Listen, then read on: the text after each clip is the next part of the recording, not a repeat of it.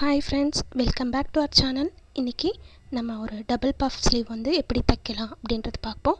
மேலேயும் கேதரிங், கீழேயும் கேதரிங், ஒரு பட்டி மாதிரி ஒரு பார்டர் வரும். அதுதான் எப்படி தைக்கிறதுன்னு பார்க்கலாம். வாங்க வீடியோக்குள்ளே போகலாம். ஃபர்ஸ்ட் வந்து நான் ப்ளவுஸ் பேட்டர்ன் போட்டுட்டேன். அந்த ப்ளவுஸ் பேட்டர்ன் நான் உங்களுக்கு காமிக்கிறேன். பார்த்திங்கன்னா அதோட உயரம் வந்து பார்த்திங்கன்னா எக்ஸாக்டாக 11 இன்ச்சஸ் உயரம் வந்து 11 இன்ச்சஸ்ஸு. நான் வந்து பார்டருக்காக 2 இன்ச்சஸ் விட்டுட்டேன். 2 இன்ச்சஸ் விட்டுட்டு மெயின் பீஸ் கட் பண்ணியிருக்கேன். பார்த்தேன்னா உங்களுக்கு தெரியும். 11 இன்ச்சஸ் ஸ்லீவுக்கு 2 இன்ச்சஸ் விட்டுட்டு நான் கட் பண்ணியிருக்கேன். அந்த 2 இன்ச்சஸ் நம்ம பார்டர் மாதிரி ஒரு பட்டி வச்சு நம்ம ஸ்டிச் பண்ணுவோம். கேதரிங்க்கு ஒரு 5 இன்ச்சஸ் நான் மடிப்பு இருக்கிற பக்கமாக வந்து நம்ம ஃபோல்டிங் சைடில் இருந்து நம்ம ஒரு 5 இன்ச்சஸ் விட்டுட்டு அதுக்கப்புறமா இந்த மாதிரி ஸ்லீவ் பேட்டர்ன் போட்டுட்டு அந்த 5 இன்ச்சஸ் விட்டோம்லவா அதிலேருந்து அந்த ஷேப் எடுத்துக்கோங்க. ஸ்லீவ் ஷேப்பு பார்த்திங்கன்னா 5 இன்ச்சஸ் நான் விட்டுருக்கேன். அந்த மாதிரி நம்ம சுருக்கிக்கணும். அந்த மாதிரி சுருக்கிட்டு நம்ம வந்து கேதர் பண்ணணும். எக்ஸ்ட்ரா 5 இன்ச்சஸ் விட்டுருக்கேன். 5 இன்ச்சஸ்னால் 2 சைடு வச்சோன்னா நம்ம 10 இன்ச்சஸ் வரும். அப்போ உங்களுக்கு ஹெவியாக பஃப் வரும். நம்ம எடுத்து காமிக்கும் அந்த பஃப்.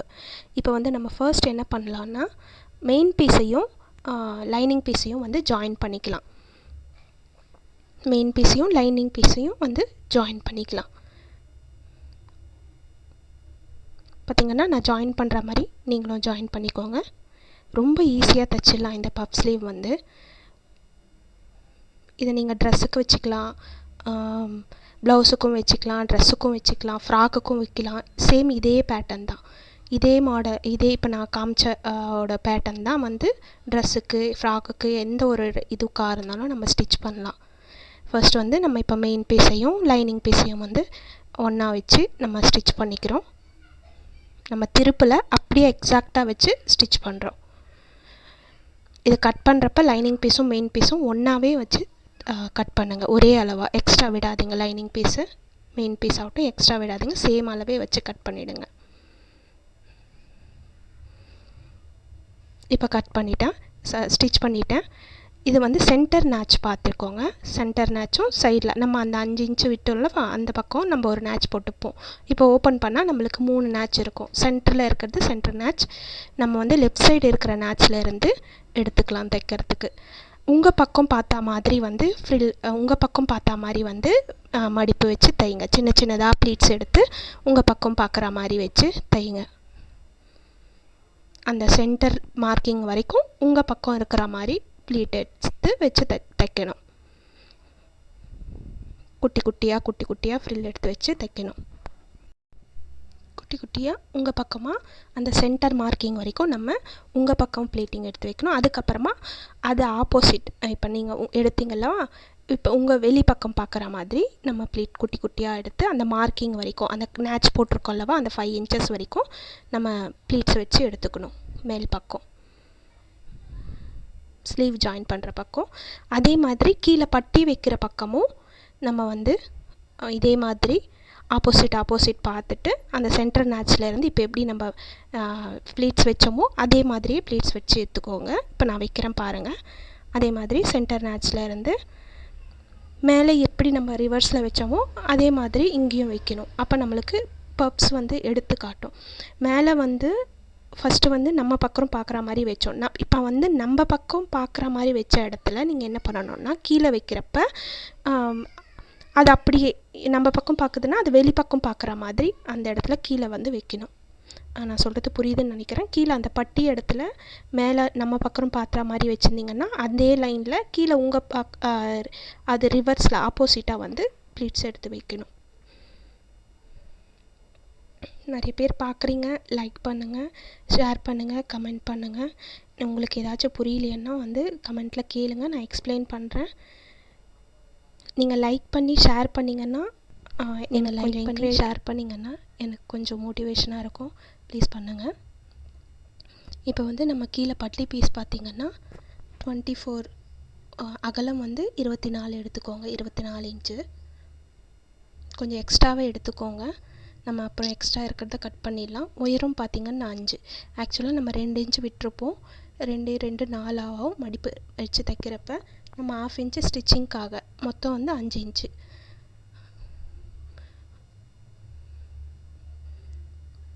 இப்போ அந்த 1/2 இன்ச் டிஸ்டன்ஸில் அது 2ஆக மடித்து வச்சு நம்ம அந்த ஸ்லீவ் கூட அந்த ப்ளீட்ஸ் வச்சோம்லவோ அந்த ஸ்லீவ் கூட கீழே வந்து இந்த பட்டியை நம்ம ஜாயின் பண்ணுறோம். 1/2 இன்ச் டிஸ்டன்ஸில் நீங்கள் ஜாயின் பண்ணிக்கோங்க அந்த பட்டி பீஸை. இப்போ நான் ஸ்டிச் பண்ணுற மாதிரியே. ரொம்ப ஈஸி, நீங்களும் தைக்கலாம். நீங்கள் தைச்சி பார்த்துட்டு எப்படி வந்ததுன்னு எனக்கு கமெண்ட்ஸ் பண்ணுங்கள்.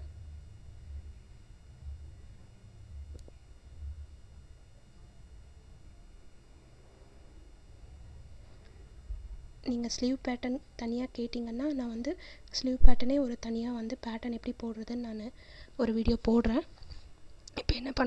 இப்போ வந்து நீங்கள் அதை வந்து மேல் தையல் போட்டுக்கோங்க, இடத்தையல் போட்டுக்கோங்க. கரெக்டாக படித்தையல்னு சொல்லலாம், இடத்தையல்னு சொல்லலாம். படித்தையல் அதை படிகிற மாதிரி மேலே ஒட்டி அந்த ஸ்டிச் தெரியாத மாதிரி படித்தையல் போட்டுக்கோங்க. ஸ்டிச்சிங் தெரிஞ்சவங்களுக்கெல்லாம் தெரியும் படித்தையல் எப்படி போடுறதுன்னு.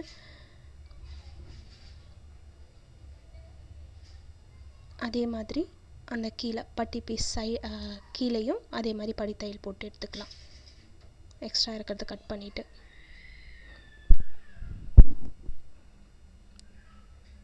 இப்போ பார்த்தீங்கன்னா அந்த எட்ஜில் வச்சு போட்டிங்கனாலே படித்தையல் ஓரமாக ஒட்டி உங்களுக்கு வந்துடும். நீட் ஃபினிஷிங் கிடைக்கும். இதை பண்ணிவிட்டு நீங்கள் அயர்ன் பண்ணி எடுத்திங்கன்னா உங்களுக்கு பொட்டிக் ஸ்டைலில் எப்படி பண்ணுறாங்களோ அதே மாதிரியே இருக்கும். எல்லா ஸ்டெப்பும் அயர்னிங் வந்து ரொம்ப முக்கியம். அயர்னிங் எவ்வளோ பண்ணுறீங்களோ நீங்கள் அவ்வளோ அழகாக ஃபினிஷிங் காமிக்கலாம்.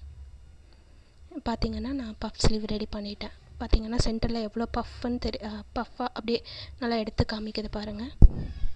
உங்களோட இஷ்டம், நீங்கள் 5 இன்ச் வச்சுக்கலாம், 6 இன்ச் ஹெவி பஃப் வேணும்னா இன்னும் 6, 7 கூட வச்சுக்கலாம். நீங்கள் சென்டரில் அந்த ப்ளீட்ஸுக்கு விடுற கேப்பு.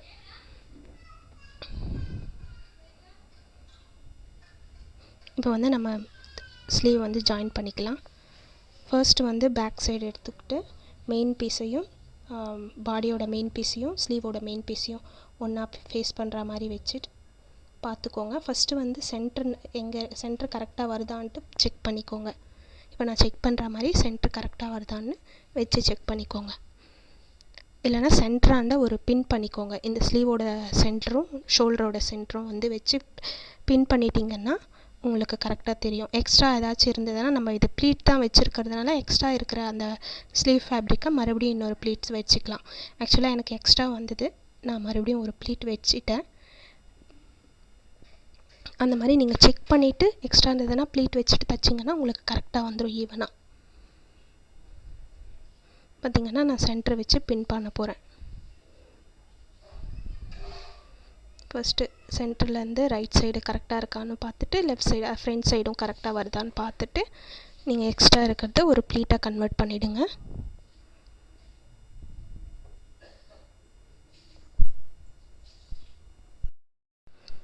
இப்போ பார்த்தீங்கன்னா நான் சென்டர் ப்ளீட் பண்ணிக்கின்னு ஒரு வாட்டி செக் பண்ணிவிட்டு எக்ஸ்ட்ரா இருக்கிறத வந்து நான் ஸ்டிச் பண்ணிவிடுவேன்.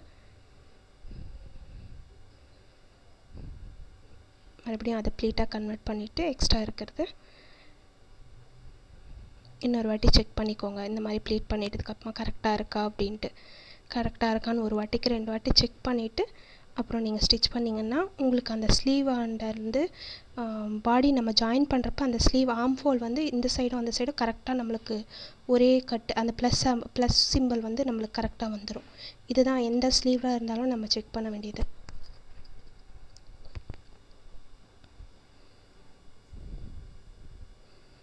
நான் மார்க் பண்ணுறது தான் சென்ட்ரு. இப்போ எனக்கு கரெக்டாக வந்துடுச்சு. நான் வந்து இப்போ ஸ்டிச் பண்ண போகிறேன். பார்த்திங்கன்னா எனக்கு கரெக்டாக வந்துடுச்சு. நான் இப்போ ஸ்டிச் பண்ணுறேன். என் மிஷின்லேயே வந்து மார்க்கிங் இருக்கும், எல்லா மிஷின்லேயும் இருக்கும் மார்க்கிங்கு. அதில் பார்த்திங்கன்னா 1/2 இன்ச்சுன்ட்டு ஒரு லைன் இருக்கும். அந்த லைன் நான் பேஸ் பண்ணி நான் ஸ்டிச் பண்ணுறேன். புதுசாக தைக்கிறவங்க 1/2 இன்ச்சில் மார்க் பண்ணிக்கோங்க. 1/2 இன்ச்சில் மார்க் பண்ணிவிட்டு நீங்கள் தைச்சிங்கன்னா உங்களுக்கு கரெக்டாக இருக்கும். அப்போ தான் நம்ம ஸ்லீவுக்கு 1/2 இன்ச் எக்ஸ்ட்ரா விட்டுருப்போம் அல்லவா ஸ்டிச்சிங்க்கு, அது கரெக்டாக போயிடும் நம்மளுக்கு. கைடில் பார்த்திங்கன்னா 1/2 இன்ச் தெரியுது, அதனால் நான் அதை காமிக்கிறேன். அதை வச்சு நான் ஸ்டிச் பண்ணுறேன். புதுசாக பண்ணுறவங்க 1/2 இன்ச்சில் மார்க் பண்ணிவிட்டு நீங்கள் ஸ்டிச் பண்ணுங்கள். ஃபுல்லாகவே 1/2 இன்ச்சுன்னு மார்க் பண்ணி அந்த மார்க்கிங்கை கரெக்ட் பண்ணிவிட்டு நீங்கள் ஸ்டிச் பண்ணிங்கன்னா உங்கள் ஸ்டிச் வந்து ஈவனாக இருக்கும். மெயின் பீஸும் ஸ்லீவ் பீஸும் கரெக்டாக பார்த்து வச்சு நீங்கள் கொஞ்சம் கொஞ்சமாக வச்சு தைங்க. அந்த கர்வ் வரப்போ, அந்த ரவுண்ட் வரப்போ பார்த்து தைங்க. ஏன்னா ஒரு வாட்டி நம்ம ஷோல்டர் பீஸே வந்து எக்ஸ்ட்ராவாக மடிஞ்சுக்கிறதுக்கு வாய்ப்பு இருக்குது, ஸ்லீவ் பீஸும் மடிஞ்சுக்கிறதுக்கு வாய்ப்பு இருக்குது. அதனால் செக் பண்ணிவிட்டு நிதானமாக பொறுமையாக தைங்க. உங்களுக்கு அழகாக நீட் ஃபினிஷிங் வந்துடும்.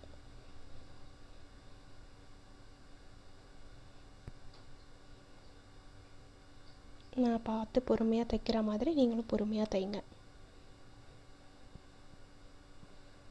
லாஸ்ட்டாக வந்து ஒரு பேக் ஸ்டிச் போட்டு கட் பண்ணிக்கோங்க. இன்னொரு தைலம் போட்டுக்கோங்க. அதே மாதிரி வச்சுட்டு இன்னொரு ஸ்ட்ராங்கான இன்னொரு தைலம் ஒன்று போட்டுக்கோங்க. அப்போ நம்மளுக்கு கரெக்டாக இருக்கும். இப்போ பார்த்தீங்கன்னா பஃப் ஸ்லீவ் வந்து ரெடி ஆகிடுச்சு. நான் உங்களுக்கு கையில் போட்டு காமிக்கிறேன். சும்மா போட்டு காமிக்கிறேன் கையில். எந்த அளவுக்கு பஃப்னு தெரியுதுன்னு பாருங்கள். அந்த பஃப் ஸ்லீவ் அழகாக நம்மளுக்கு வந்திருக்கு.